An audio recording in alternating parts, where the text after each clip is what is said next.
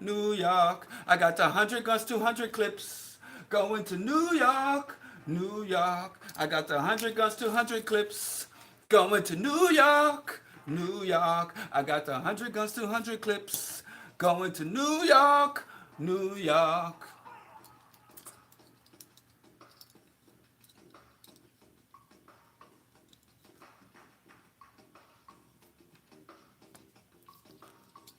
You take the guns from me and sell them for a fee. Anyway it goes, they get in the city. So still,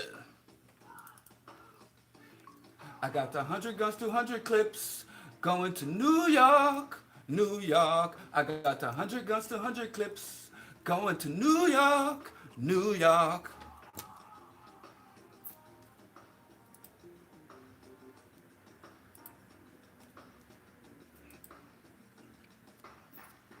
You know, sometimes I like to remind the people them what hip hop used to be and what it could be one day. So we had a little, I don't know, tribute to Boogie Down Productions, the now defunct, the now dissolved, the now no longer existing Boogie Down Production. I don't know, I miss Boogie Down Production. KRS-One just seems to lose his damn mind without his team. Of course, we lost Scott LaRock early, but we still had, you know, Mick Boo, D Nice, Kenny Parker. His other brother, ICU, is much darker. And then we lost Miss Melody. Of course, KRS-One and Miss Melody divorced. But anyway, it's a great saga. I don't know why they haven't done a behind the music or making the band, whatever that stuff is for Boogie Down Production. They're like one of the greatest hip hop ensembles to ever exist. Now, I don't think they get the credit they deserve. You know, and then nowadays, KRS-One gets more play for his absurdist rantings than he does his artistry. But anyway, we started off with, I don't remember which one we started off with. I get them confused. We started off with By All Means Necessary, Stop the Violence, and Illegal Business. But what did we do first? Illegal Business and Stop the Violence? I was getting my notes together while it was playing.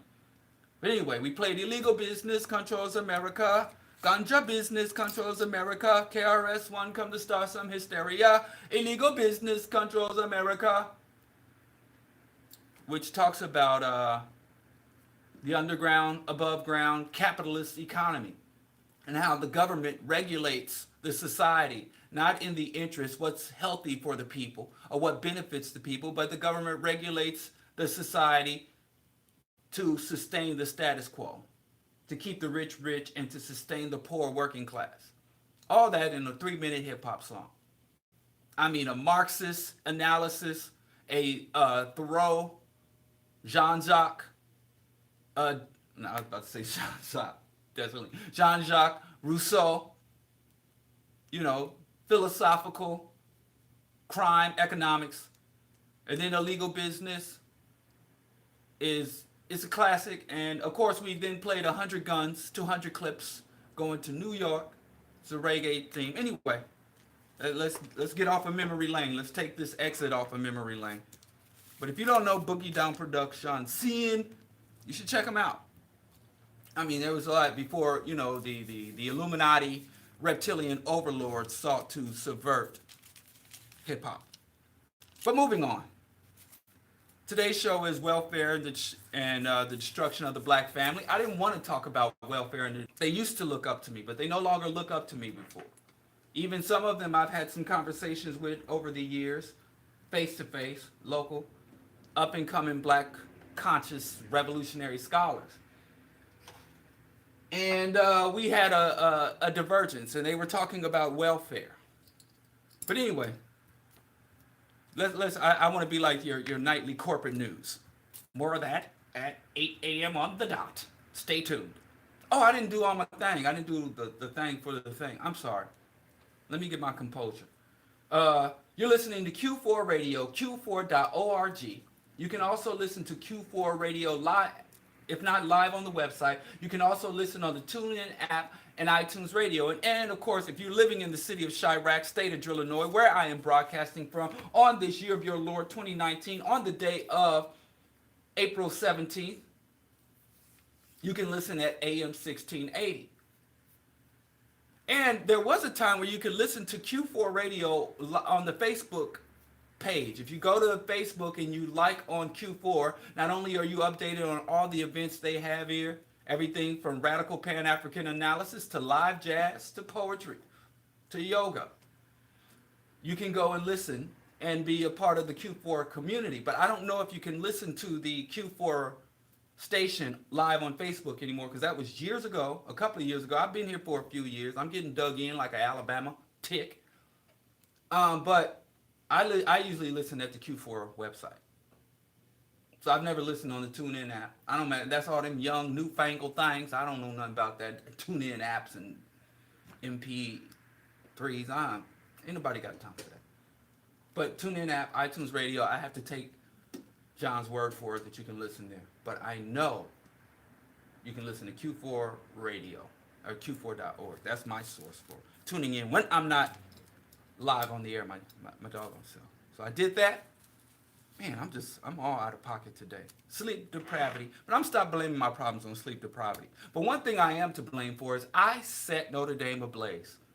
And if you don't believe me, go listen to yesterday's show.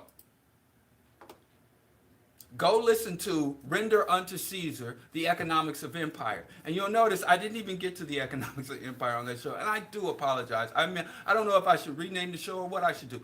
But I stated that I was going to play cold or chill theme music in order to, I don't even know why I was doing it, because it was cold outside. So I said, you want to play? Since Chicago weather want to play with me, I'm going to play black with it. So I'm going to keep playing cold or ice theme by artists Just Ice, Ice-T, MC Chill, Cold World, all the cold ice themed hip hop until the weather became normal. Until we got above normal temperature for it, because we were below normal. We had record snowfall. Hell, I was even planning on playing Sometimes It Snows in April. Get myself dragged out of here by the FCC, because you know Prince don't play with his music like that. But anyway, I told y'all that I decided, instead of complaining to the universe about what I wanted, I decided to tell the universe what I wanted. So I started playing. I played Bung Dung Babylon, which in patois means burn down Babylon. I played Burn It All Down by Sizzler, Burn It Up. I started to play some Capleton. If I had played Capleton the Fireman, Blaze Fire Blaze. If I had played Capleton, no telling what would have happened. All of Western Europe would have been ablaze. I played Hot This Year and Ghetto Red Hot. And all I wanted, because according to my little almanac, I need the soil temperatures to get up to 60 degrees for a good germination. And I need the soil temperatures to be maintained well above freezing. And I was anxious, so I went out and planted some stuff earlier than I wanted to plant, because I decided to roll the dice. And now I don't know if these crops will survive or not. So anyway, I played hot music. And since I said Bung Dung Babylon, I asked the universe to Bung Dung Babylon, meaning warm up Chicago. They went and burned down Notre Dame. And all the time I've been on the air, I've been mocking the secret and vibrational frequencies and spirituality. I've been talking down, spitting dirt on your philosophies and your beliefs and your ideologies. But now we have our first peer-reviewed scientific evidence that the universe is not indifferent to us. That there is some cosmic force up there listening to us, waiting for us to send out our desires and wishes and bring them down to us. So what should we ask the universe for today? It looks cloudy. Hell, I'd like to get some rain so I don't have to go water the garden. That's what we're going to ask the universe for. But I don't know what frequencies to send out. I'll play Orange Juice Jones. I saw you, because that's how I communicate with the universe, through playing music.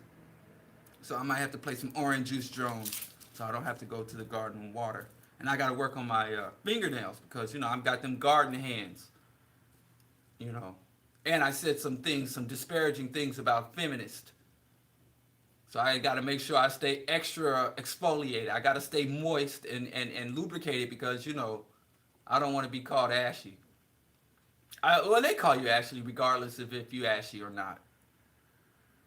I think accuracy is not a thing for black feminists.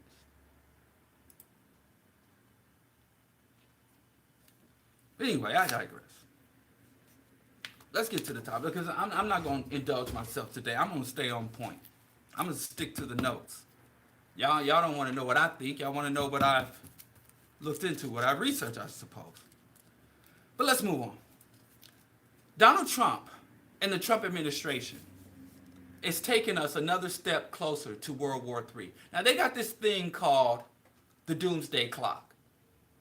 And the Doomsday Clock is a bunch of white people telling the rest of the world when white people intend on, how close white people are on destroying the entire world.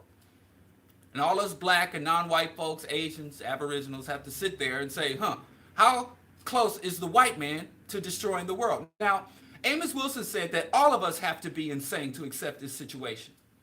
It ain't just white people that are crazy. And I know us Afrocentrics, conscious, woke, enlightened, humanitarian African people like to sit back and, at white folks and shake our fingers like, man. And we go like Professor Smackey's grandmother, the bugger got no shame. We're real good in our critiques of white folks. But Dr. Amos N. Wilson said all of us have to be insane for this world to be maintained. He didn't say it as rhythmically as I just said it, but he said more or less, in order for a savage, brutal, anti-human minority to dominate the non-white majority, it's not enough for just white people to be crazy.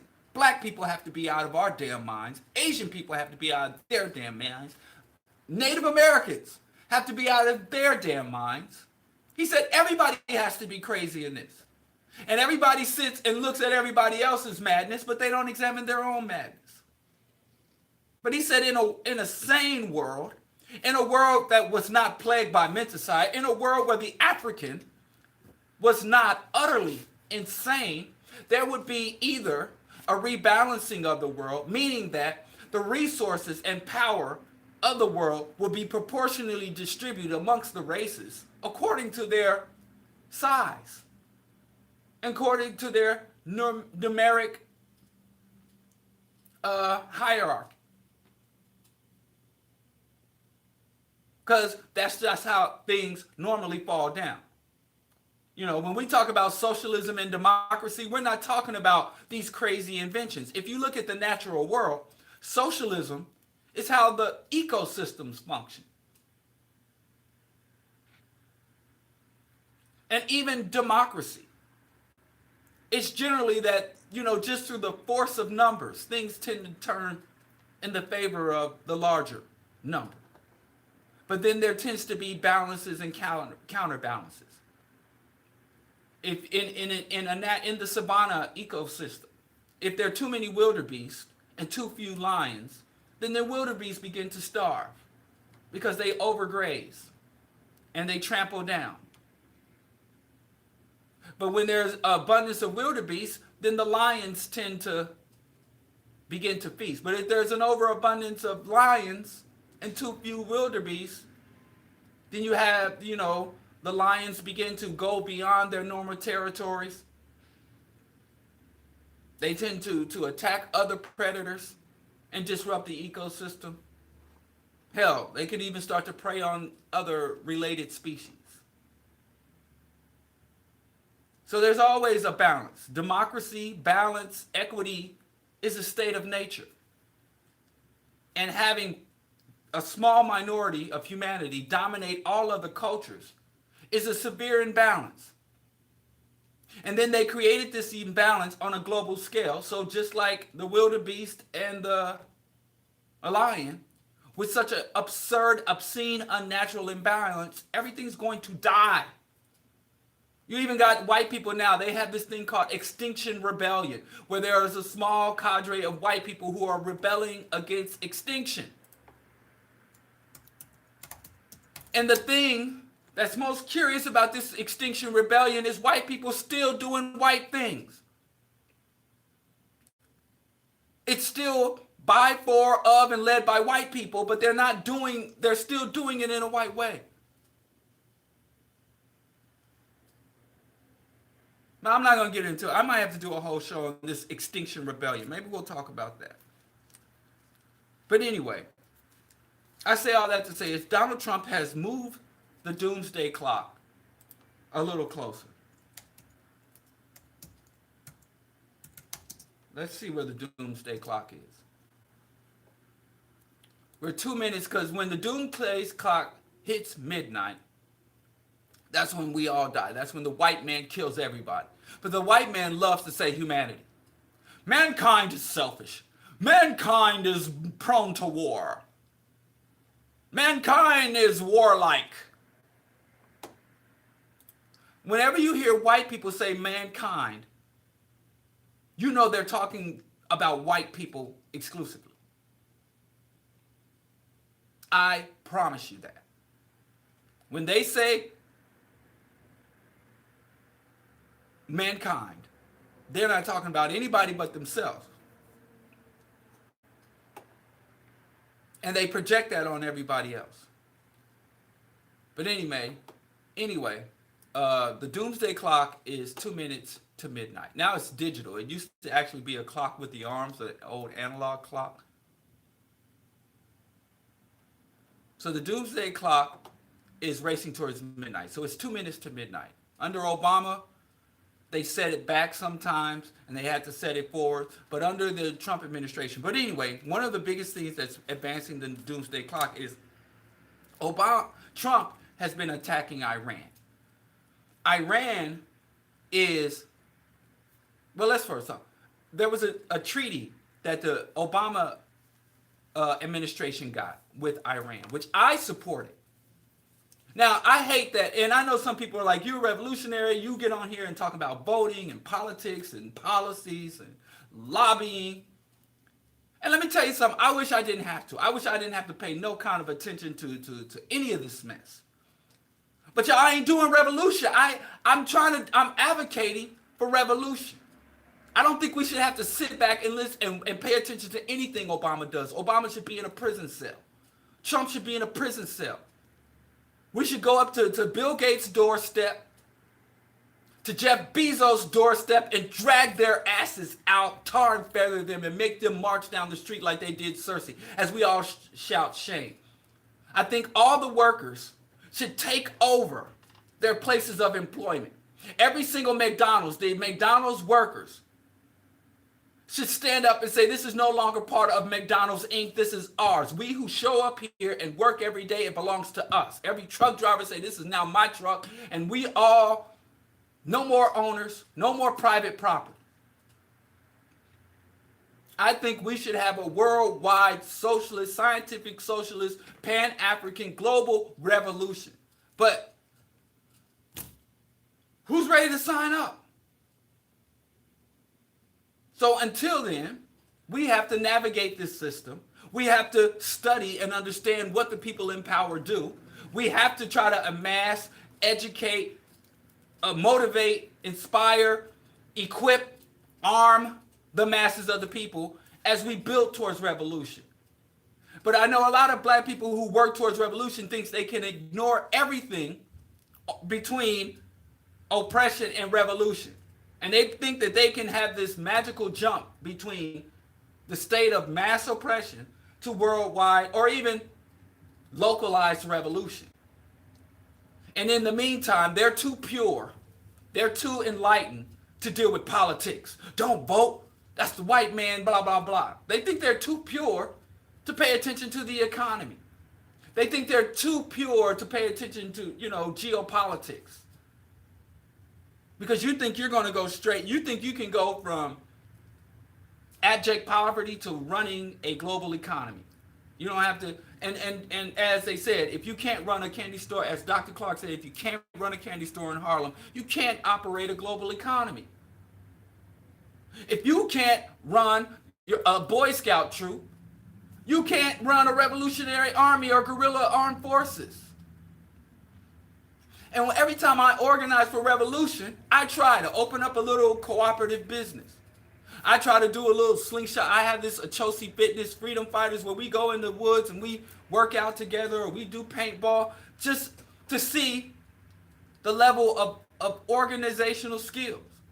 We had a little, community, communal education study groups. We can't run the universities, rebuild the universities of Sankara or Timbuktu if we can't maintain little book clubs. And it's generally, when I was doing the slingshot shootout, where we had slingshots and paintballs, far from being a threat to the global military. And I would say to dudes, you are responsible for the paintballs. You are responsible for the first aid kit. You are responsible for educating the newcomers about the rules and instructing them and orienting them to the game. I say to the next man, you're responsible for promoting the event. I say to the next man, you're responsible for the equipment, maintaining the equipment, which is basically making sure you got enough rubber tubes to repair for the things, and then instructing people in terms of if they have some trouble with their face mask or whatever. And I just parcel out all these responsibilities, and everybody say, sir, yes, sir.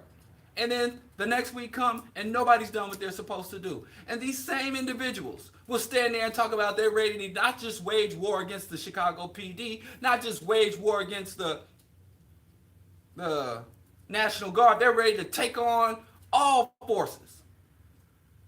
I literally had dudes show up that couldn't maintain a paintball club, say they're ready to go up against the gangs. One dude was like, yo, these gangs, they sell drugs. They traffic girls in my hood. We could just step to them. I'm like, did you bring the paintballs? No, I wasn't able to get over there this week.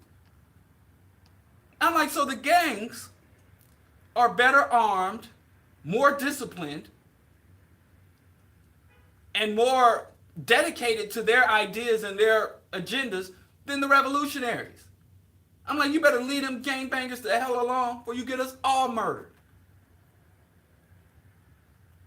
So it's sometimes really hard to get conscious revolutionary people to engage in the process of revolution. They want the event. They want the spectacle. But they don't want to do the process.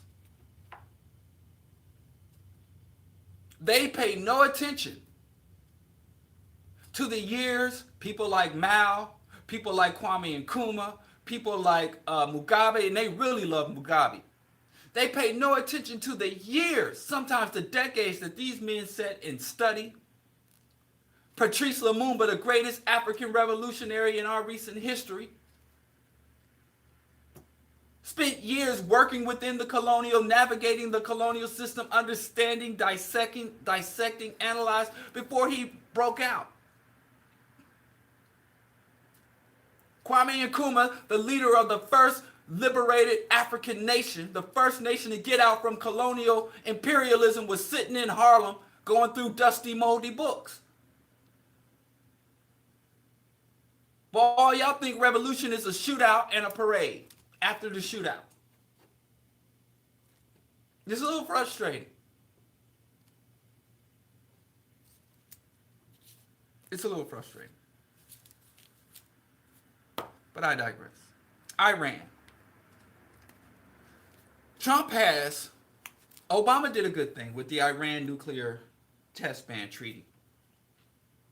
Trump said, Obama basically went to Iran and said, listen, we will stop waging illegal, unsanctioned, unapproved war against your nation, economic warfare. We will stop attacking you. We will stop subverting you. We will even work to stop Israel from illegally entering your territory, violating your sovereignty, and assassinating your scientists. If you promise not to build up your armaments and give us the right to monitor your sensitive sites. So literally, no, Obama negotiated with Iran to come into Iran to hook up cameras in Iran's weapons and nuclear and refinement sites. This is unprecedented. Can you imagine if you were like the irritated genie was, an employee of the NSA? I'm going to stop messing with him on that. He got fired. He didn't quit. But. And you walk into your NSA office. You work at one of the dozen nuclear plants around Illinois. And you walk in there and there's a little digital camera with the Iranian flag on it. And you know people in Iran are watching everything you do. And they're able to check and monitor what you do. Can you imagine that? Thanks for the AWC reminder, Johnny. And so they had confirmed that Iran was like, look, man, you MF us. I don't know the Persian, because, you know, Iranian is not even Arab. They're Persian. But the UMF us have been attacking us for decades, relentlessly. And we're sick of it. I'm telling you, nobody can do war like Europeans can do perpetual warfare. Everybody else has a little problem with just perpetual generation after generation warfare. Nobody else wants to send their children and grandchildren off to the same war zone. White people, and there's a book I was just reading called Socialism for the Dead. And he was even talking about, yeah, white people are better at mass slaughter than anybody else. And so he felt that, hey, this was a good thing. It gives us a right to govern the world. The fact that we are the top killers, you know. But anyway, Iran was like, fine, man, just let us function. Get off our areola. So Obama got the U.S. military, U.S. intelligence agencies, and to a lesser degree, the Mossad and Israeli Zionists off of Iran's area, get off their areola so that they could just breathe, so they could develop their country. And so Trump comes to office, and Netanyahu, the racist, fascist, Zionist, Nazi, genocidal Netanyahu, comes to him and says, listen, and let me tell you something about white people. Black people are at one time really thought that the way to stop white people from attacking us is to make sure we were vulnerable to white people, to demonstrate to the white majority that we pose no threat. And so whenever a militant black person would rise up, the masses of black people would say, we don't support that militant black person. That militant black person doesn't speak to us. White people, we mean you no harm. We don't seek any retribution for the atrocities, past, present, or future. That used to be a strategy, and it still is in some black circles, that we really thought we could appease white people and white people's aggression, sate their aggression, and appease their delusional fears of black people by demonstrating to them that we are vulnerable and we don't seek to any way change the status quo or threaten them by being in a position to oppose them. Europeans take the position all over the world that if you are in a position to defend yourself against their aggression, you are a danger to them. The only people who they don't deem a threat are people who are absolutely, totally vulnerable to their aggression. So if you're in your own country, doing your own thing, without bothering any type of white, you're not messing with their economic interests, their political interests, their cultural, their identity. Even if you're off on your own, doing your own thing, you don't have oil, you don't have silicone, you don't have coltan in your country. You have nothing they could want. Nothing that's relevant to their economy. You're there with a pretty much self-contained, small little country. But it's not enough. They have to know that over there, whatever you're doing, at any moment, they could upend your economy, assassinate your leaders, invade and occupy your soil. And if you're in a position to prevent them from upending your economy, occupying your soil, assassinating your leaders, you're a threat to America. That's how America views the world. That's how Europe views the world. That's how Australia, Canada. That's how white people have interacted with the world. It's not enough for you, and you're a terrorist threat or you're a potential threat. And it doesn't just go for other nations, for individuals. If you are a group of black people who organize yourself, who are independent, upwardly mobile, armed according to your constitutional rights, you are armed, you have armed guns within legal guns, and the capacity to use those guns. And you've got to, even if you're not bothering, you ain't out here bumping heads with the police, you're not out here bumping chests with the white nationalists, you're not chanting down the government, you're not challenging your local politics, you're not even politically engaged. They will still come and spy on you, and if necessary, kill you. From the white mentality, a threat is anybody who is not absolutely vulnerable to my aggression. If you're not absolutely and totally dependent on me and vulnerable to my aggression, you are automatically deemed a threat, which is really sick. It's like a disease. It's like cancer. You can develop cancer in the liver, but the cancer is never content to stay in the liver. It metastasizes. And it spreads to the kidney and to the brain and to the lungs. And it's the kidney, the brains, and the lungs, and the liver. No, it's not enough. I'm going to go to your bladder. I'm going to go to your intestine. And you could even say to the cancer, listen, if you kill me, you're going to die too. The cancer cells are dependent on the very organism that they're killing. The cancer's like, look, I got to be cancer. Same thing with the virus. They kill the host. They kill themselves. Now tell me, planet Earth has a virus. Planet Earth has a cancer.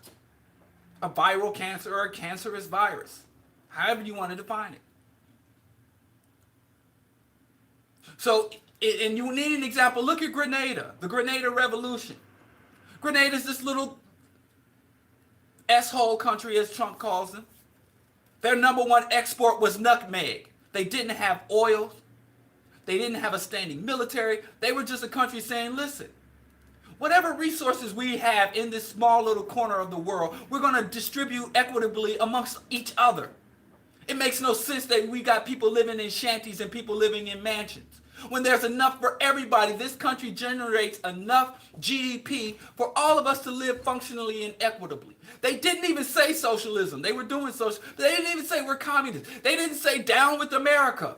They didn't call the Russians, the Soviet Union at the time. They just like, we're going to, just set up our little constitution. We are absolutely, even if every single citizen of the state of Grenada was an armed, bloodthirsty, foaming at the mouth militant, there was no threat to the United States.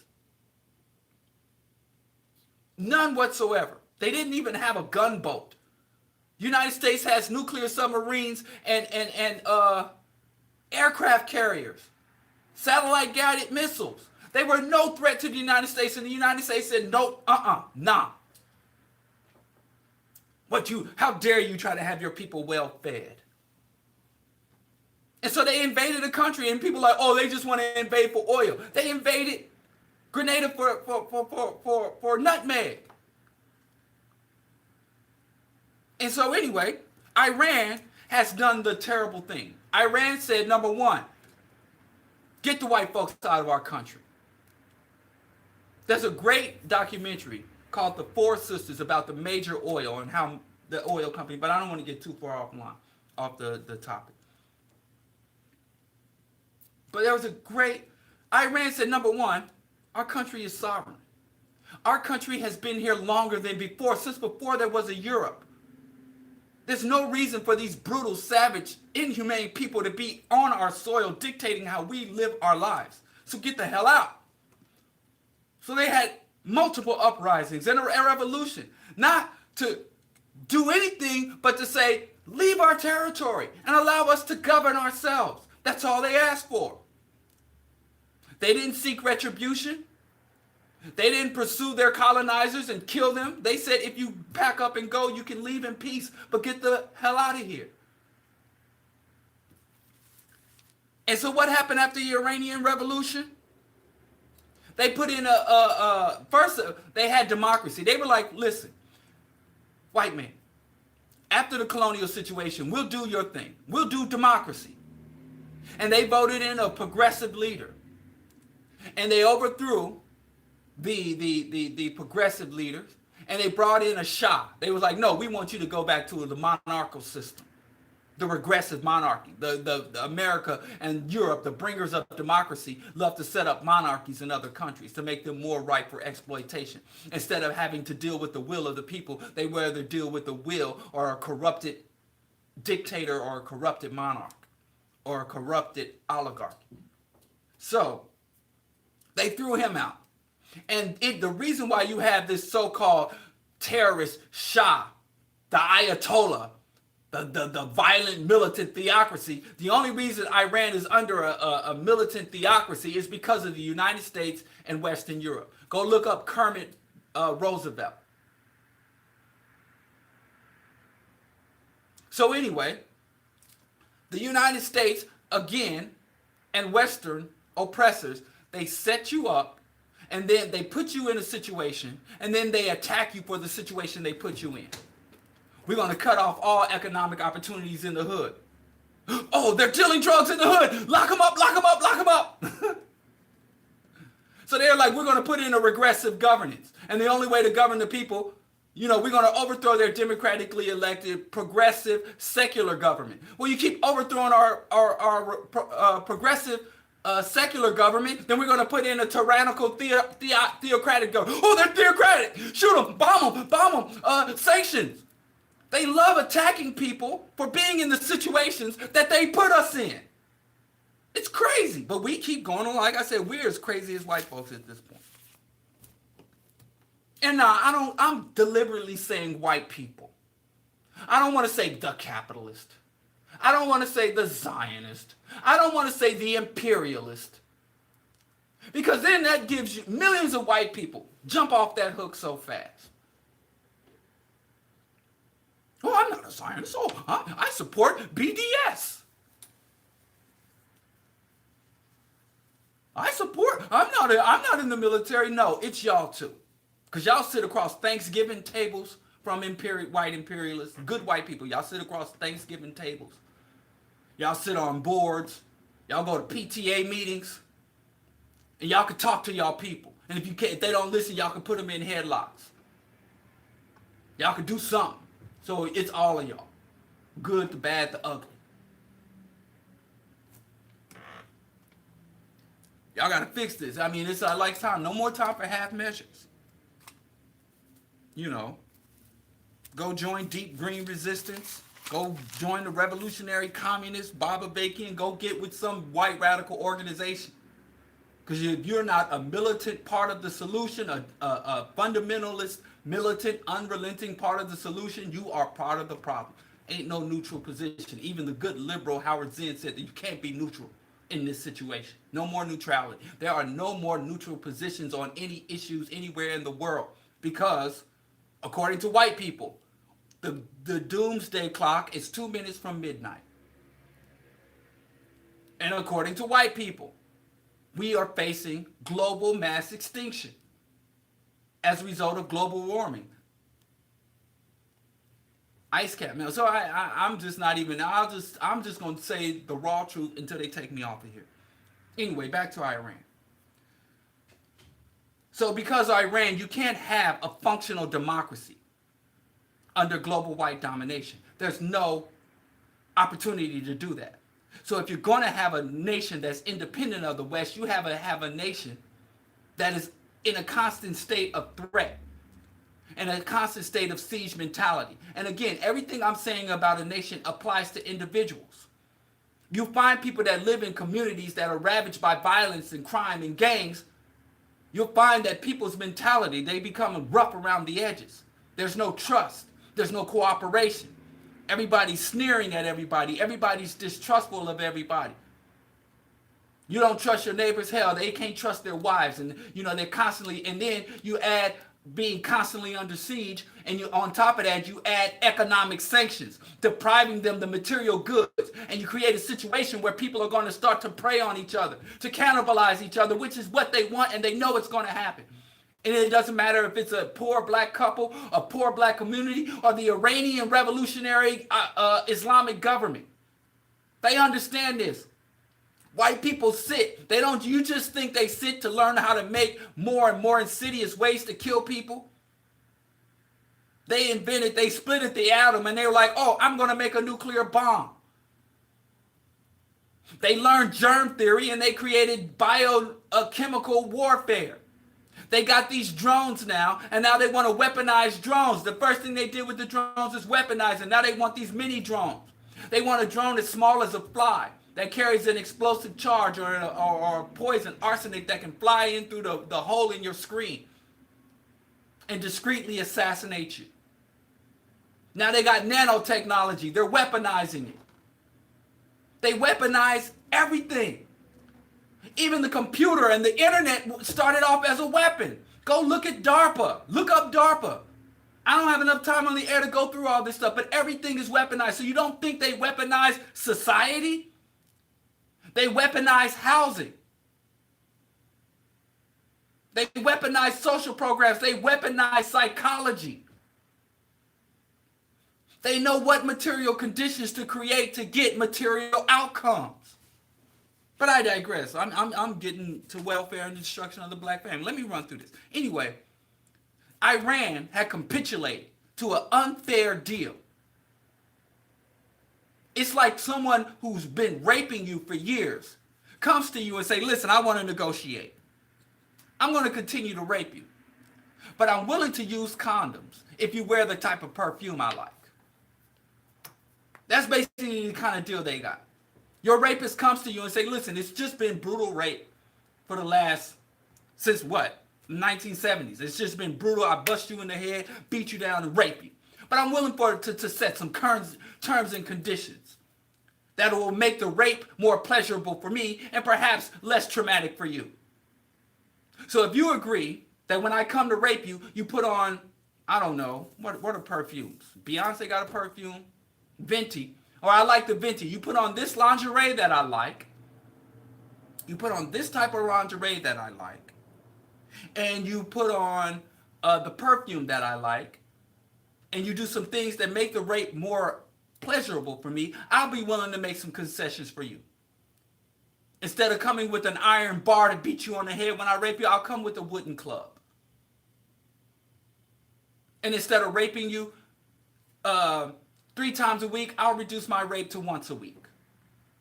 I'm still going to rape you. I'm still going to exploit you, but I'm going to create some opportunities for you. That way, if I'm raping you and beating you once a week, you got a lot more time. And I'll give you some salve. I'll give you some bandages. I'll allow you to go to the OBGYN twice a year. You know, it's horrible. I know it's horrible, but these are the kind of deals. You know, I'm going to sanction your country. I'm going to invade your country. I'm going to have a war. There was a war. The United States paid Iraq to invade Iran, and they gave Iraq the weapons, and over 1 million people died. And because the United States overthrew the secular, civilian, democratic government of Iran, tried to install a czar, allowed an insane theocrat, the Ayatollah, to come to power, and the Ayatollah believed that when a soul dies in martyrdom, when a soul dies fighting for Islam, they immediately go on to paradise. So the Ayatollah, because the border on Iran and Iraq was mined by Saddam and his forces, the Ba'ath Party, the Ayatollah said, let's gather up all the children in Iran and have them walk across the minefields. And when they walk across the minefields and they step on a mine, then that'll clear the mine for them, because I don't want soldiers. It costs more to train a soldier and to equip a soldier. And a soldier is more valuable to the state than a child. So they had children walking across the minefields so that they could sweep for mines. And they would step on a mine and blow up, and then they would map it out and say, okay, well, the children have cleared away. And don't be upset. He told the parents, don't be upset, because they died as martyrs in Allah's army, and they'll go on to paradise. And I don't know what a 5-year-old's going to do with 21 virgins, but they got it. And all of this, the white man gets blamed for all of that.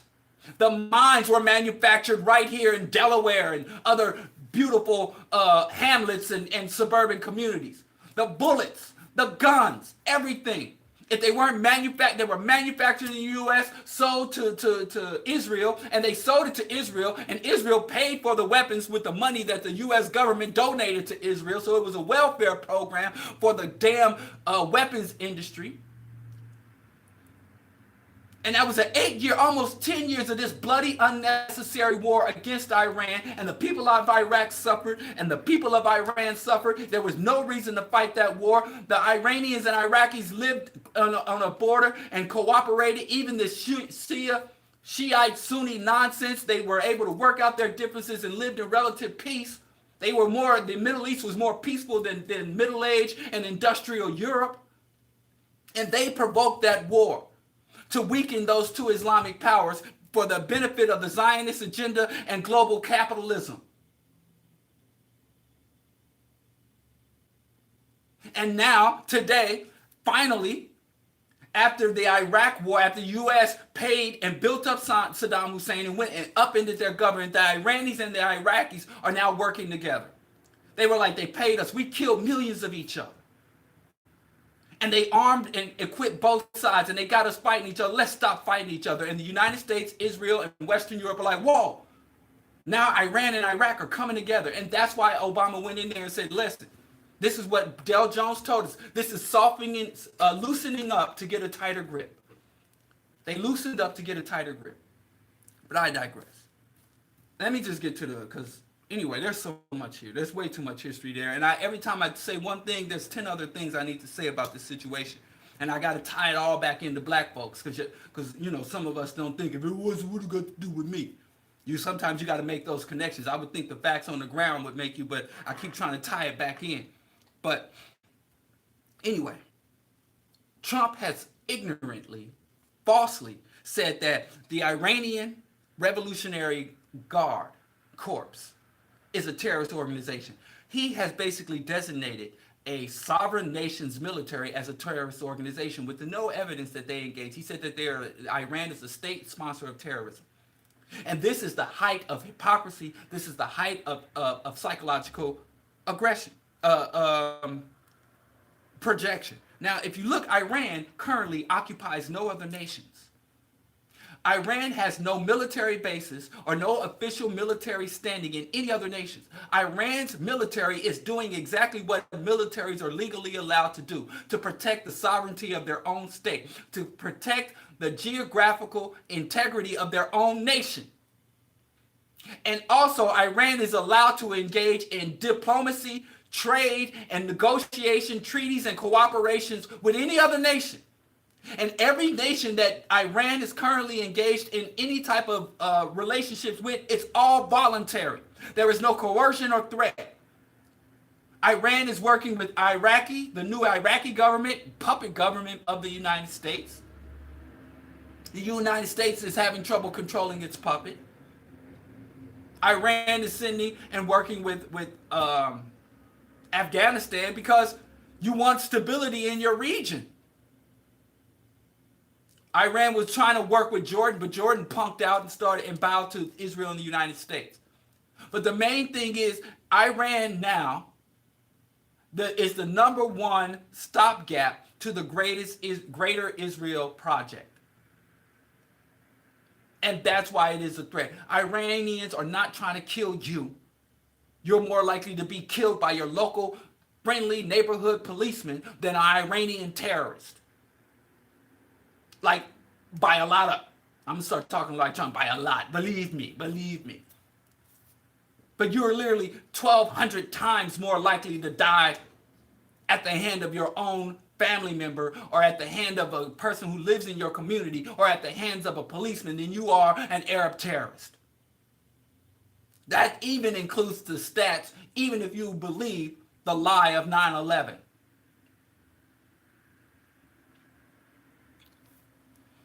It still holds up.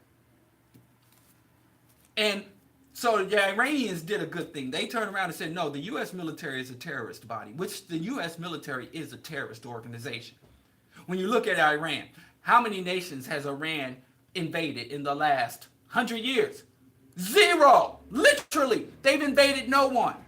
Even though they are demonized for the Iran-Iraq war, Even the European historians state that Iraq invaded Iran. So Iran was fighting a defensive war, whereas Iraq was fighting an offensive war. And every nation has every right to defend itself. So unlike Trump, Iran truly had a crisis on its border, and Iran was truly being invaded. Unlike the United States, which doesn't have a border crisis and isn't being invaded. Well, it does have a border crisis of its own making.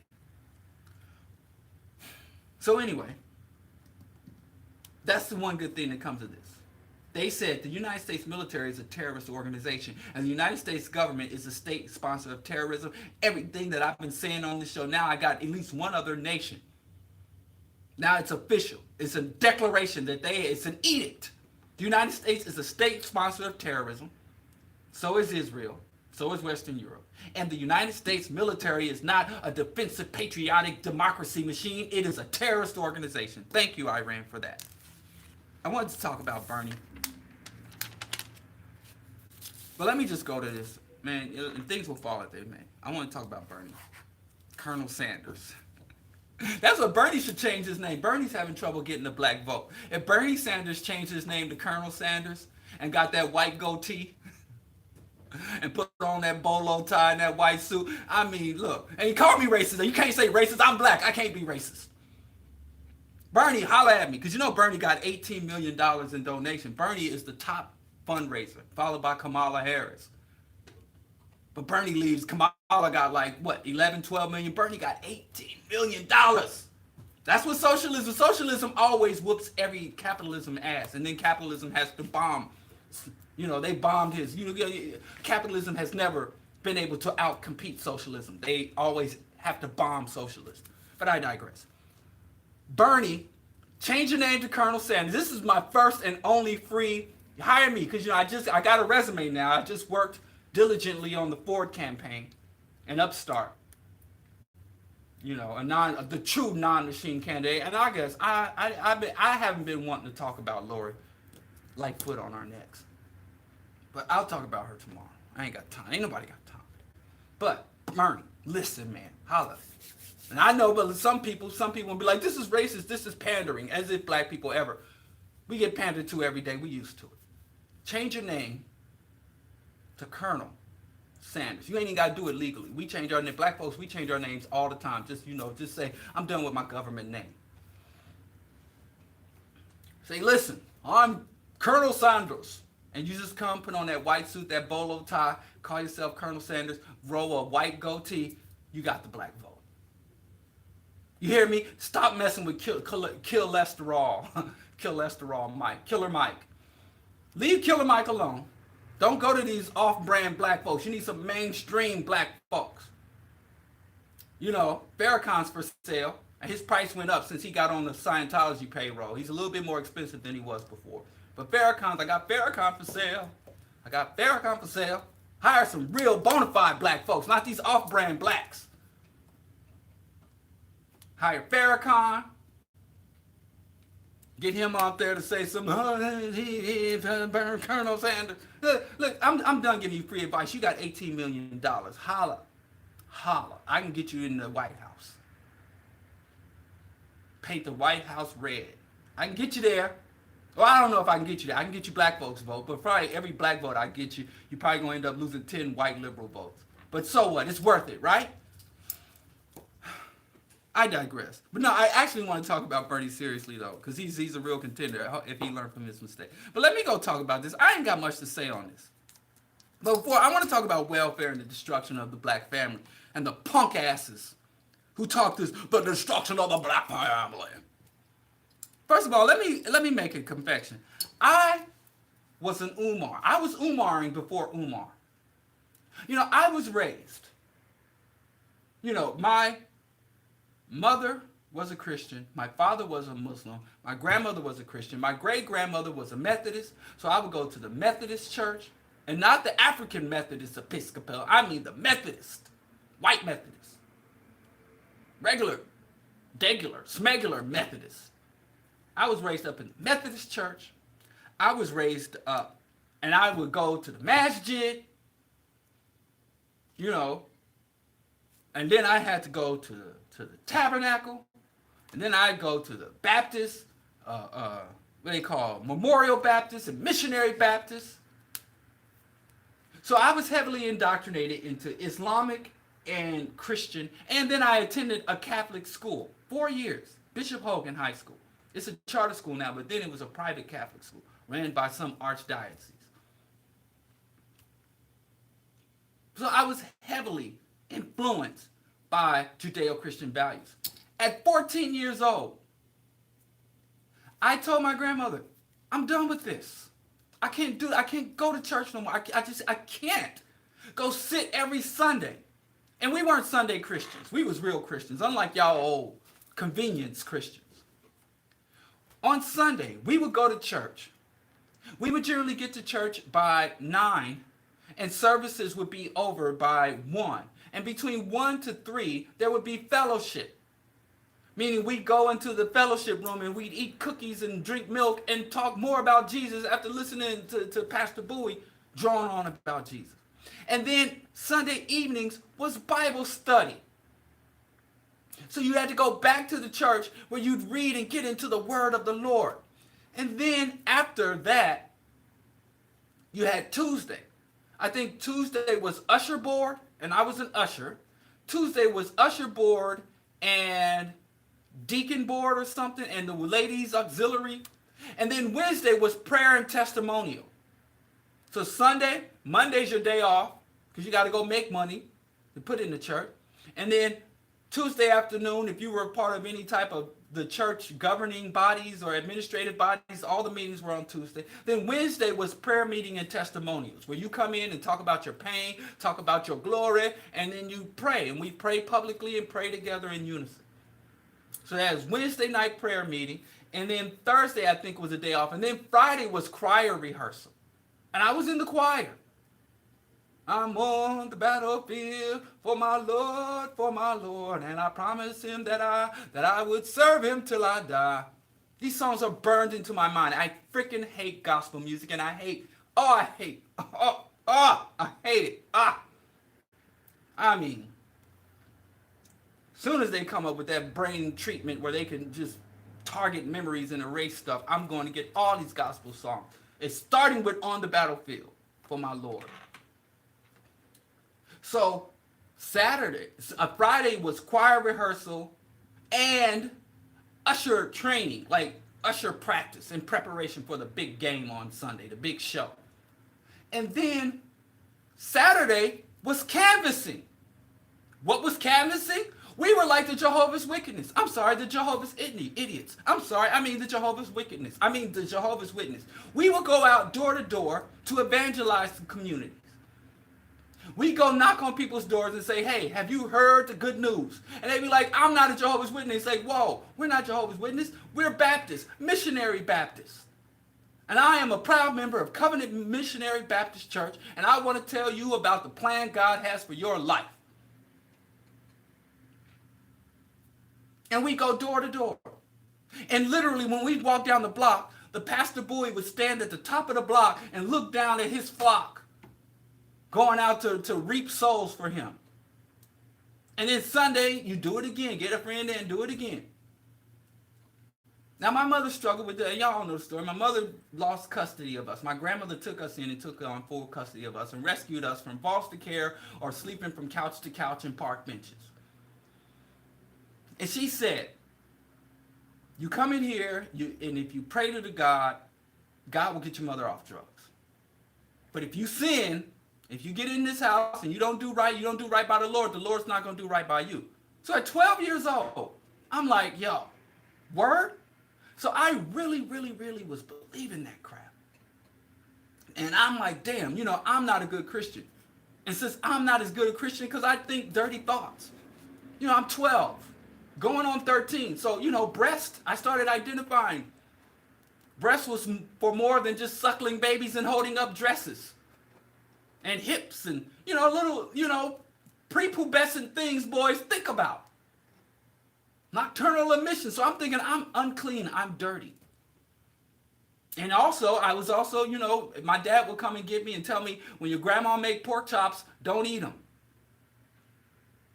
And my dad would tell me, listen, and when my dad was like, he was having trouble with the law. So sometimes he'd write me letters, other times he'd show up. But he'd say, don't eat pork, and your grandmother's going to hell if she don't wake up. And then my grandmother say, no, she said the Muslims will get you. If you don't stand strong with the Lord, the Muslims will get you. The Muslims got Ali. They got Kareem Abdul-Jabbar. Don't let the Muslims get you. So also, not only was I feeling unclean and unworthy, I also thought that the girls who are making me feel things, they're unclean. They should cover up. They shouldn't provoke these unclean thoughts. The woman is the embodiment of evil. I got that more from my Muslim side, but the Christians didn't slack on that rhetoric either. So anyway, by the time I was 14, I'm like, I'm out of this. I did this for 2 years. My mom ain't getting no better. I ain't getting no better. And I'm learning things. I'm learning things about Islam and black African people. And I'm learning things about Christianity and African people. And hell, I'm learning that I'm an African. That I'm from Africa, and that's nothing to be ashamed of. And I was reading Molefe Ashanti, the Afrocentric idea. I was reading Nkrumah and Touré. And I'm like, whoa, at 14, I'm like, I'm not going to church. My grandmother said, if you don't take your behind to church, you can't live in my house. As for me and my house, we serve the Lord. And she said, I'm going to put your ass in foster care if you don't get your ass up and go to church. I'm like, foster care it is. And I believed her. But, she wasn't going to put her little scrawny, knucklehead grandson in foster. It was a bluff.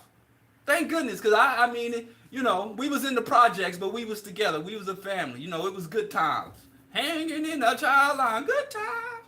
Ain't we lucky we got them. So I did not want to leave East Hills Village Housing and Urban Development Project. Section 8. I didn't want to leave. As bad as I wanted to leave, but I didn't want to leave. I hated it, but I loved it. But I digress. So I got out of the church at 14. All the way up until I'm 27 and 28, I went from being anti-Christian, anti-Muslim, African spirituality. I first started reading the Mutuna Tear and going to the Asar Set Society. And I went when they were on Atlantic Avenue in that warehouse, the Tree of Life, Divinity System, And then I'm like, well, the Asar Set, I don't like the Egyptians. So then I went into Yoruba, and I was studying under Woza Vega. And I had an ancestral shrine and an Orisha shrine. And I would go give my offerings. And then, I started, down that path. Very interesting. I used to go to the Haitian drum circle, the Vodun Haitian drum circle every Saturday in Prospect Park. And I would go to these rituals, and I'd see the Akan priestess become possessed by Shango, and we dance with the two-sided axe, Igun, and I'm just, trying to find my way spiritually. And I had to be honest with myself. I'm like, I don't feel any of this stuff. All these other people saying they're having these deep experiences, these out of body and possession, and they speak to ancestors and all that. And I'm like, none of that happens to me. To me, it's flesh and bone. It's material. It's evidence. And I'm really grateful for the lessons and the ideas and the philosophies that I learned. But I just have to be. I am a rationalist. I'm an atheist. Didn't want to be. But I'm like, man, look, this all stuff is a hustle. And I would even see the Babalaos, the priestess exploiting people just like the damn reverend, just like the imams. They get up on these high horse and they exploit the superstitions, the fears, right with my own eyes. So I'm like, listen, y'all run with that.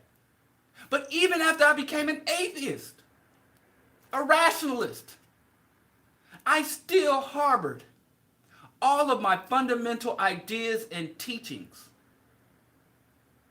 from all the way from Catholic school to sitting in the congregation of the more Covenant Memorial Baptist Church, from going to the masjid with my older brother and my dad, I still harbored all those Judeo-Christian ideas and values about family, about women, about sexuality, about worthiness, about cleanliness, about righteousness. I still harbored that stuff long after I'm like, yeah, I don't believe it. You can take that crap and take that Bible and shove it. And you can take that Quran and burn it. I don't have no time for none of that mess. And I was damn near 30 years old before I'm like, oh my goodness. Everything the way I perceive the world. Women should submit. Homosexuality is an abomination. Bang dun, boom bye bye, and I'll bati boy id. Where the trouble? All of that, and I'm like, wait. Why do I think that I'm the man, therefore I should have final say in my household? And that's real easy to run when you ain't got no household or no wife. You know, I was like Lord Jamar, I ain't down for a honey that don't want to submit, always throwing a fit, want to talk a lot of ish. That was me. Like, hey, you got to submit. I am the man. I am God manifest in the flesh. I am made in his form and his divine light. And you are nothing more than an offshoot of my rib. Here's for companionship, reproduction, and servitude. And I'm like, wait, I'm this Pan-African atheist revolutionary, and I got Judeo-Christian values when it comes to my wife and how my household and how our relationship and power dynamic could be structured. And I didn't even recognize it. I never had to call it out. Thank goodness Dr. Mingo was like, Negro, please. You know, mustache having with, we listen to a lot of hip hop. So she fought me tooth and nail. She's like, you want to get busy? She was like, it never got physical. Thank goodness, but it was damn near like an intellectual. You remember Oprah Winfrey in The Color Purple? And her her boyfriend? We had a lot of discussions and debates. Yeah, don't marry no nerdy ass intellectual scholarly woman. God. Ooh, you think round the way sisters can talk at you. Anyway, I came to some realizations.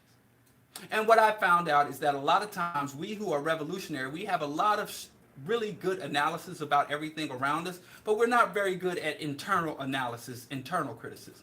We can break down everything that's wrong with the economy. We can break down everything wrong with imperialism. We can break down everything wrong with the systems and institution of global white domination. But we cannot break down anything that's wrong with us. But anyway, I was Umaring before Umar was on the stage. Alpha male. I even, was like, well, gay men, black men, we can't be gay because gay men can't fight.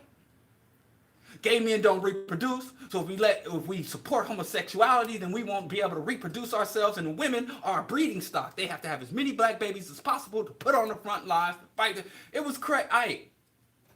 I was a proponent of this. But thank goodness, I continue to learn. I continue to reflect. I continue to break things down. I continue to have supportive people around me.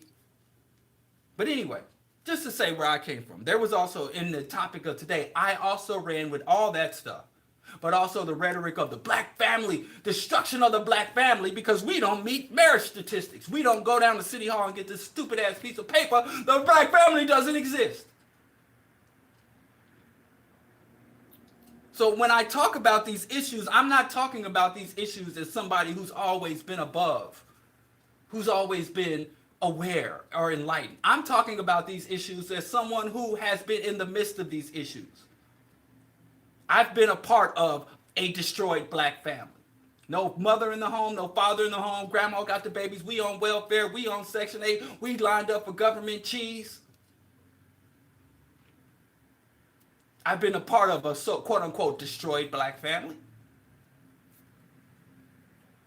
And then I went on to fight the crusade, the righteous black militant to crusade to save the black family, and to save the black family by trying to impose Judeo-Christian Western standards on black family, nuclear family.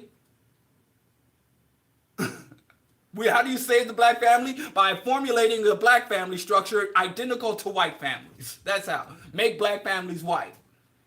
A mother, father, 2.5 kids, a picket fence, and a dog. Breadwinner, man, breadwinner, head of household. So we structure our families identical to white families, and that's how you save a black family. And it kind of surprises me that at one time made sense to me. But anyway, there was these two young black scholars. One I interviewed on this show. And I ain't trying to call homie out. But he's been on my show years ago. You got to go way back. You got to be a Patreon supporter to go that far back in the archives. But I had him on this show. And he was talking to another guy. He's an up-and-coming revolutionary black scholar. And they were talking about how welfare destroyed the black family. And then one of the guys said, I don't believe that if you're dependent on the government, if you're on welfare, if you're on Section 8, then you can't talk about the system. You can't you can't talk about how you're discontent with the system. If you're dependent on the white man, you can't criticize the white man. If you're on welfare, if you get Medicaid. And I'm like, you sound stupid. I said, that's very stupid what you're saying here. I mean, why don't you go and you sound like Candace Owens or some other paid manufactured Negro. And there was 3 people in this discussion having this thing. And when I got in, one of the dudes were like, oh, wow, since you're telling me, bro, Diallo, I'm going to rethink my position. Perhaps you could give me further insight. But 2 of them was like, you Uncle Tom, you this, you that. And one sister told me I've gotten soft in my old age. And like, first of all, I ain't old age. Second of all, let me not say the second of all. But she said, oh, as you're getting older, you're getting softer. I suppose. I mean, when I was 20, foaming at the mouth, black militant, I would have said the same thing to myself, I guess. Because I knew everything in my early 20s then. Anyway. So they're talking about welfare and black women. And when you say welfare, then first of all, when you say the black family is destroyed, you're disrespecting black families.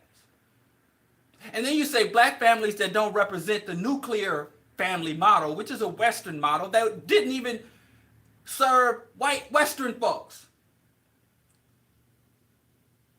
But so when you say the black family is destroyed, you're disrespecting the adaptability of the black family.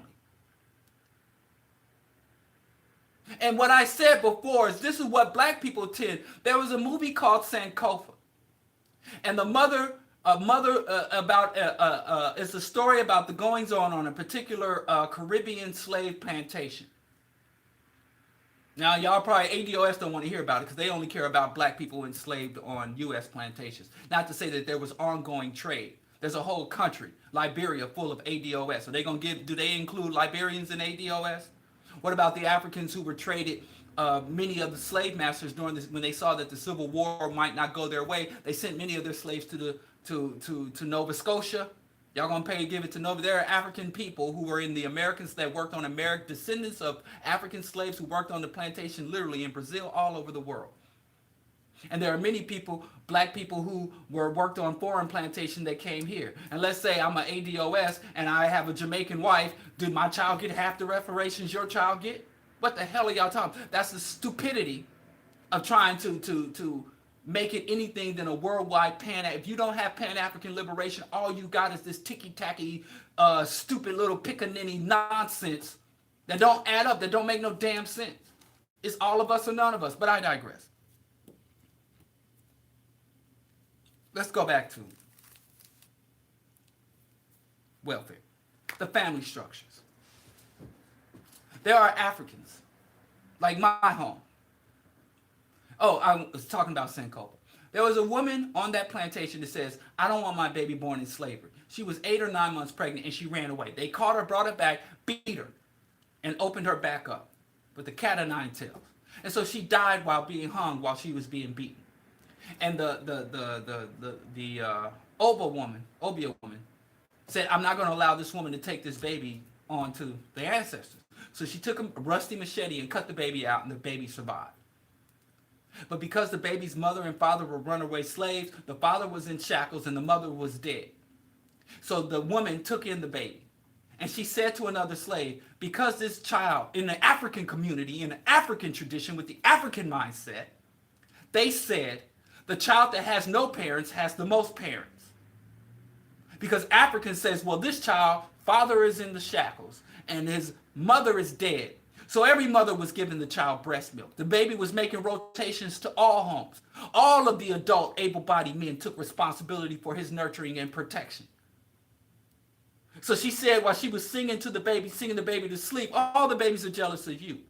Because while some babies have one mother, you have a whole village full of mothers. While some babies have one father, you have a whole village of fathers.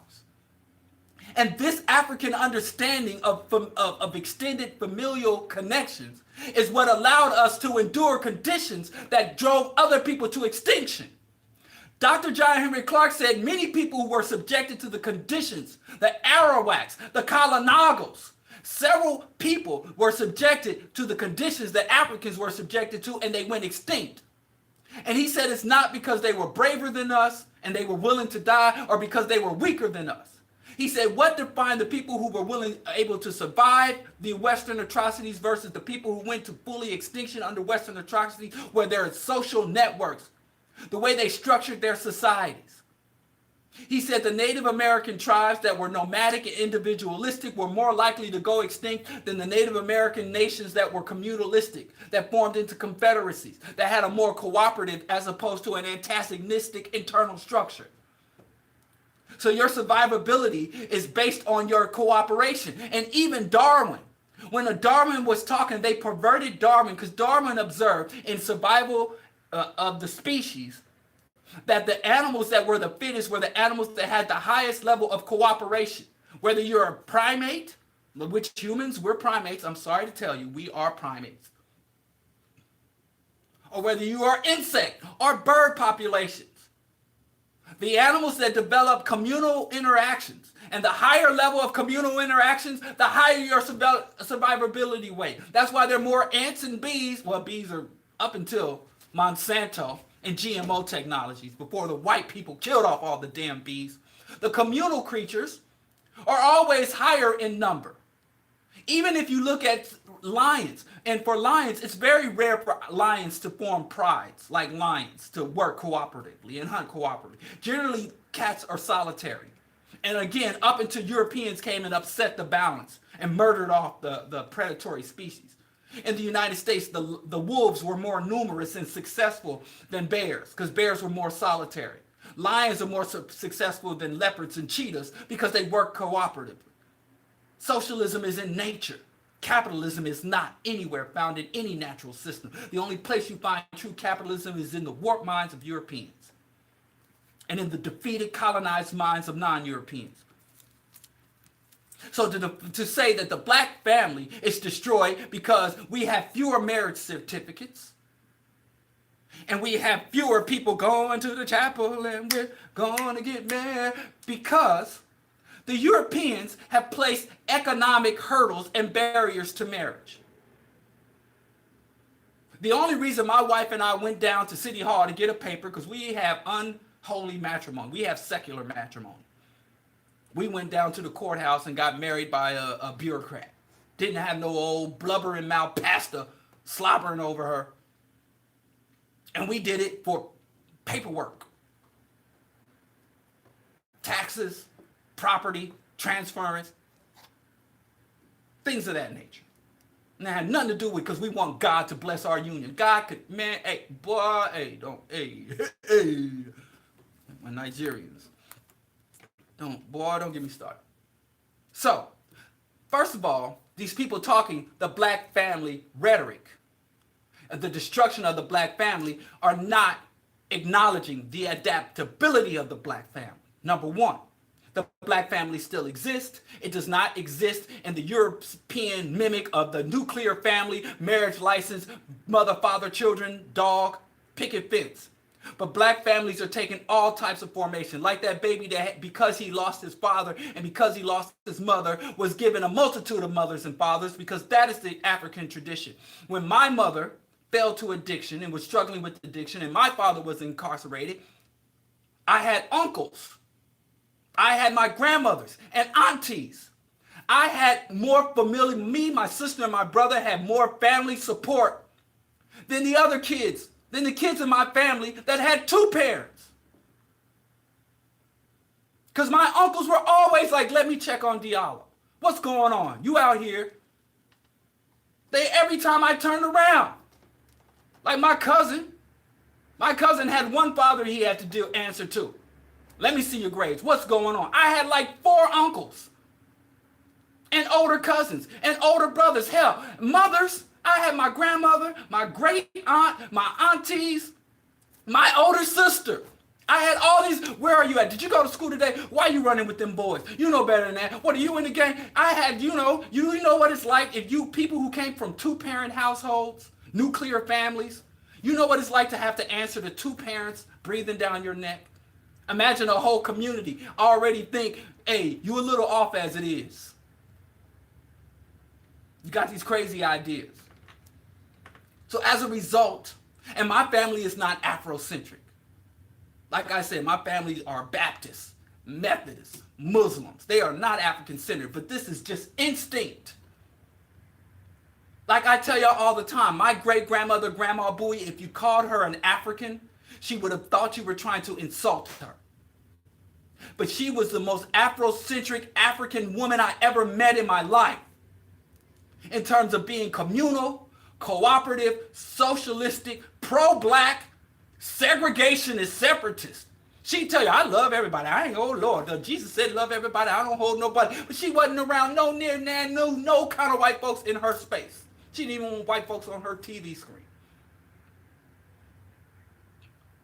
So even though she didn't have the rhetoric, she didn't have the African garb. Now, most of y'all with the pro-African rhetoric, y'all with all your African garb, and all of y'all, she ain't never been to Africa and the island of Sankoria, and if you gave her a choice to go see the Eiffel Tower or the Leaning Tower of Pisa or see the slave castle off the coast of Africa, she would probably go see the Eiffel Tower because that's how she was oriented. Those are the land monuments.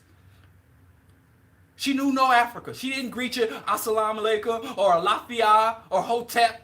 She greet you, how you doing? Hey, baby, hi, sugar. God bless you. But she was more instinctively African than many of you who are consciously African in the way she lived her life.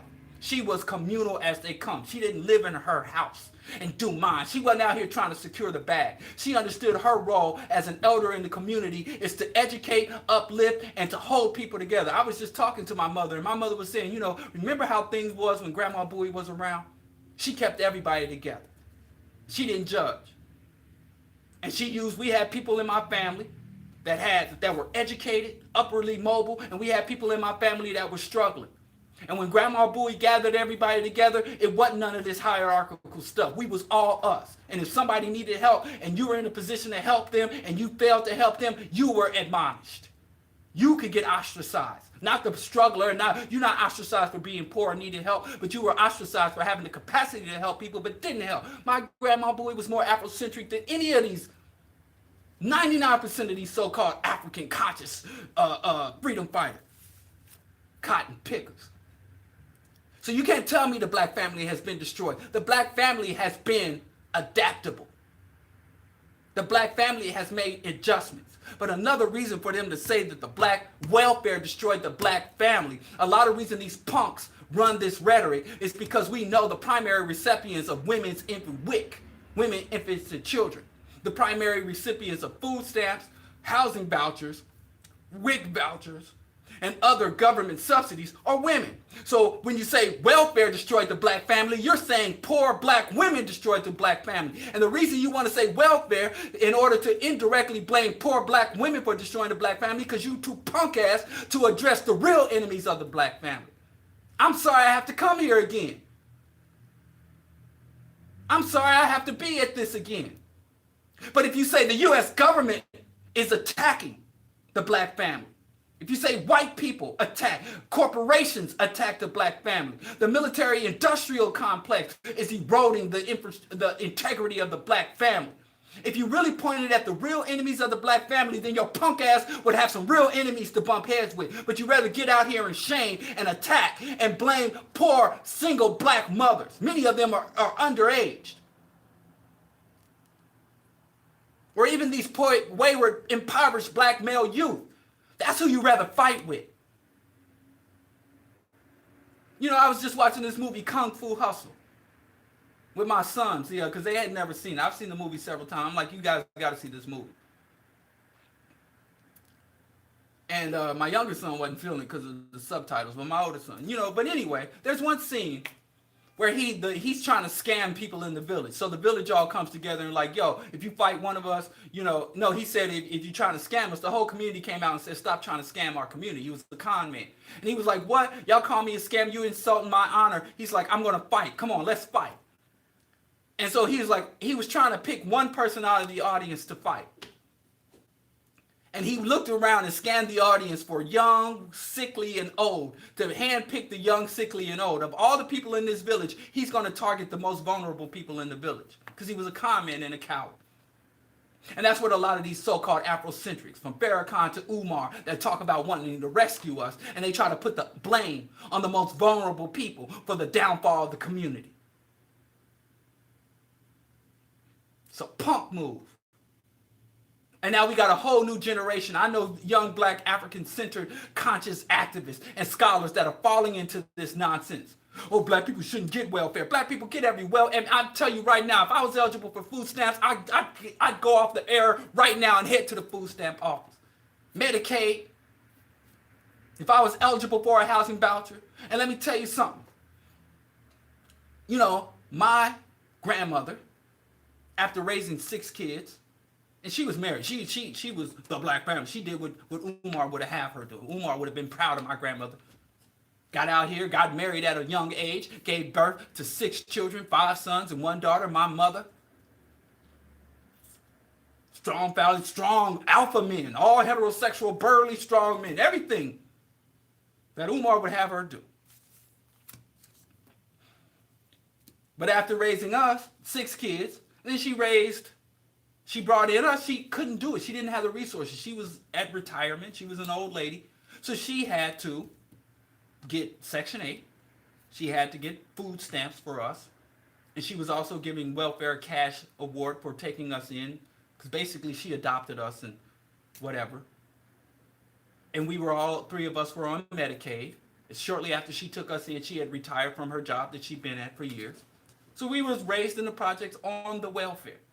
My brother, master's degree. I have a master's degree. My sister went on to beautician school, has an advanced beautician degree, has owned her own businesses. All of us are functional members of the society. We're all married in nuclear families. We all have, my sister has 2 kids, my brother has 3 kids, all married. Well, my wife was a widow. Her first husband died, but then she, of course, on the Umar program, she went out and got herself another husband. She knew better than to be a single mother. We know how dangerous and destructive single motherhood is to the black community. She didn't want to destroy the black family, so she went out and married her second husband, been together 20 years after her first husband died while they were married, was shot. So we all followed the program. And just like I know, there are nuclear family products that didn't follow the program, didn't go on to get higher education and become productive members of society and strong black family. So it's no formula. But the reality is, the black family was not destroyed by welfare. How do I know the black family wasn't destroyed by welfare? Number 1, who's the number 1 recipient of welfare? White people.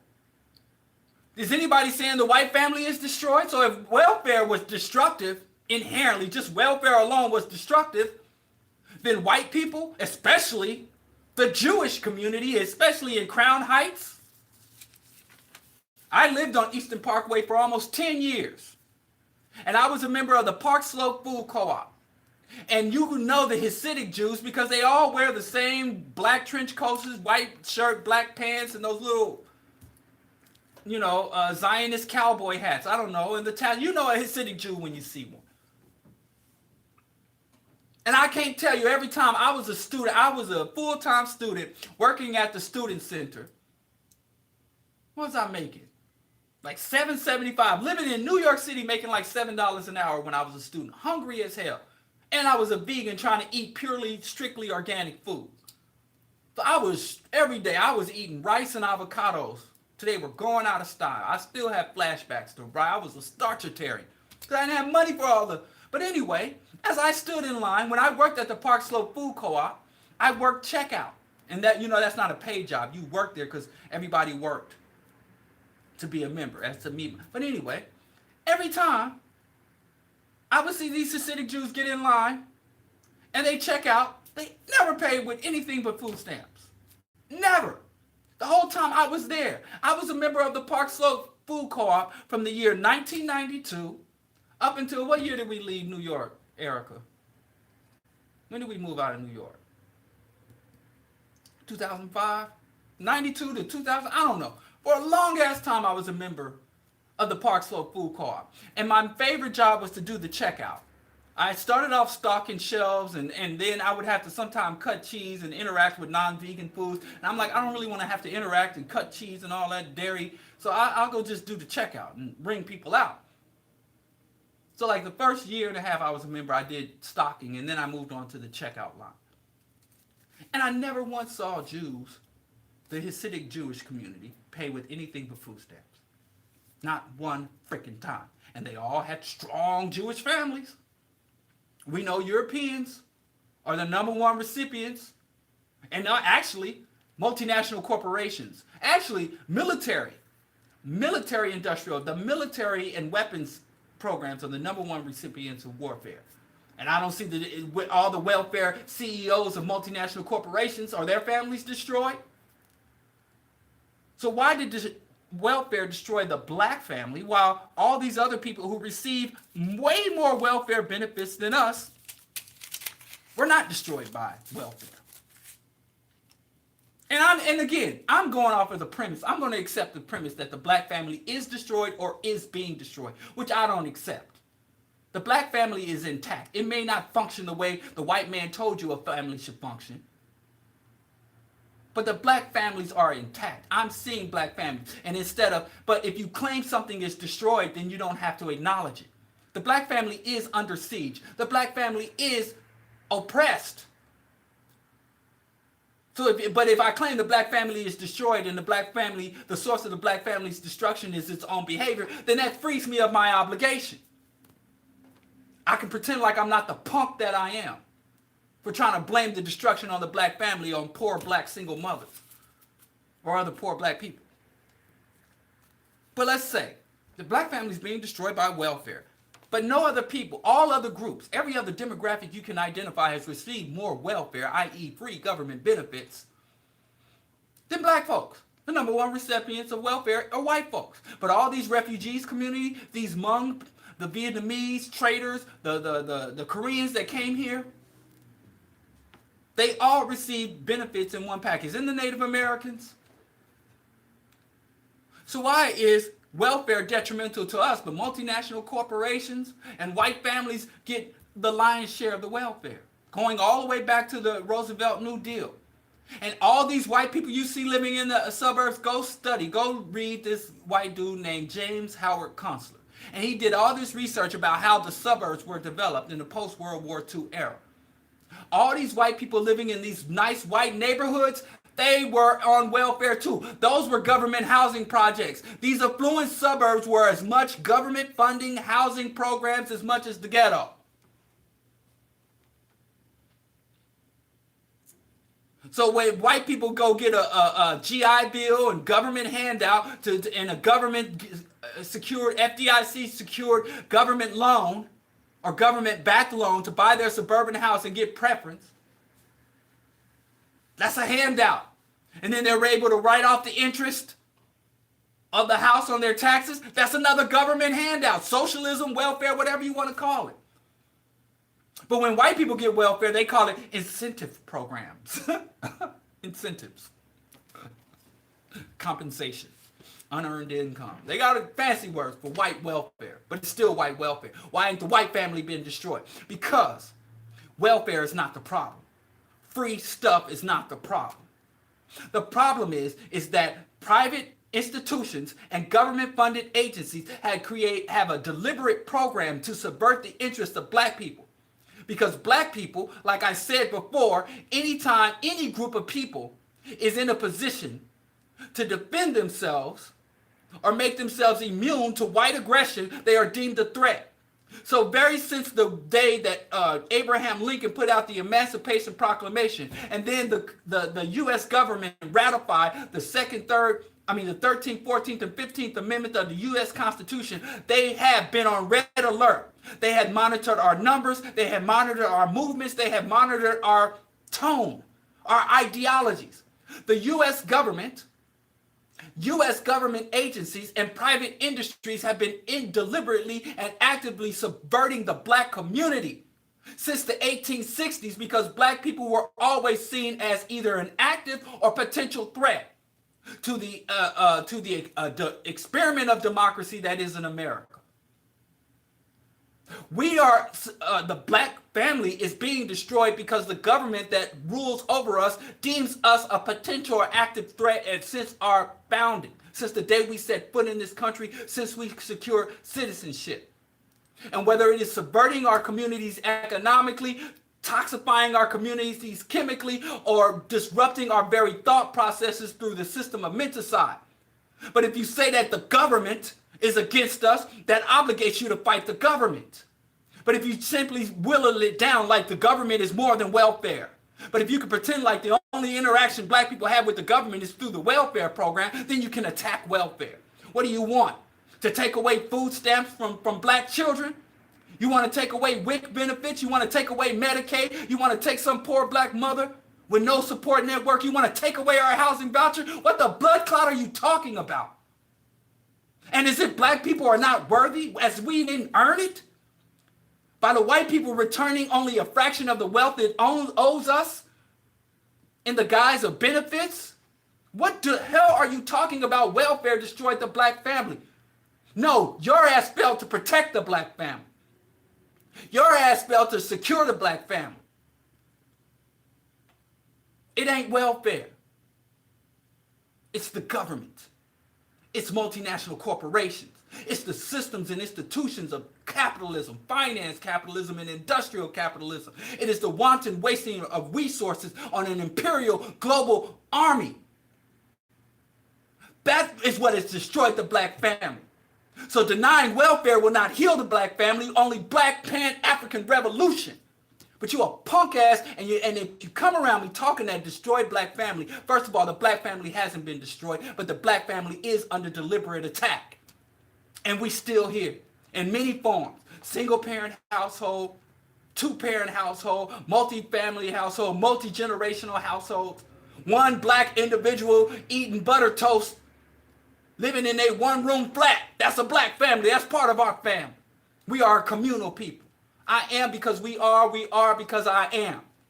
So take your punk ass, stupid ass, Eurocentric values and take off the kente cloth, take the dreadlocks, and take the adinkra symbol off of your nuclear family, your Western Judeo-Christian value system. Because I see you. Stop promoting Western Christian values. The black family has not been destroyed by welfare. The black family has been under siege by white people, by capitalism, by all of their institutions. And so if you don't end welfare, it don't matter whether welfare exists or not, because go look at the black family before welfare. Look at child malnutrition rates in the 1930s and 40s and 50s in this utopian area when they're over 92%. And yes, up until 1970, more black women were married than white women. What happened in the 1970s? We got the welfare. No, we got welfare before the 1970s. But in the 1970s is the program of the Moynihan Report and the benign neglect programs, when they went into a system of benign neglect, which was really malignant. But so yes, the black family has been targeted. Was simply a black person who is in need going to get what they more than deserve from the government or from any other institution. Ain't got nothing to do with it. And then another thing about these idiots talking about black people dependent on the government. I don't care. The people who are most dependent on the government are the billionaires and millionaires. Bill Gates is dependent on the government. Do you know how much Jeff Bezos depends on the government? If it wasn't for who uses more of the government infrastructure than millionaires with their private jets, with their fleets of trucks, with their multiple mansions? It takes more to sustain one Bill Gates than 1 million regular citizens. The real dependent, the real parasites are the rich. Stupid. Not the poor and the working class. Even Abraham Lincoln, he said that capital is inferior to labor. And the moment that you put capital and capitalists above the labor force, your society is going to erode from the inside out. It is the workers who generate the wealth. It is the capitalists who hoard the wealth. They don't create it, they hoard it. They don't have money because they work. They have money because of institutions and systems set in place to allow them to take your money at gunpoint if necessary. So yet again, here I am, broken record. Y'all still keep parading out this illusion that the black family is destroyed. The black family is not destroyed, but the black family is under siege, and we are obligated to defend, protect it, reinforce it, and build it back up. But stop talking this rhetoric about it being divorced, and stop shaming black people for getting welfare. Shame the U.S. government, because the U.S. government is based on stolen land, stolen resources, stolen lives, stolen everything. So if you want to shame anybody, shame the rich, shame the elites, shame the government, shame the military, shame black vets. Stop shaming poor black people. Welfare has not destroyed the black family, and black mothers, black sisters, and young brothers even, get your welfare, get your Pell Grants, get whatever you need to navigate this sick system. And your very existence is an act of defiance. And don't let these old coon-ass Negroes who claim to be Afrocentric, claim to be pro-black, claim to be anti-establishment, come and tell you that you are less than because you don't live up to the standards of the sick establishment that they claim they're against. This is Bro Diallo Show, Q4 Radio. Please become a Q4 Patreon supporter. Please share the show. Please go to YouTube, like, and subscribe, and all of that. I will be back Friday morning.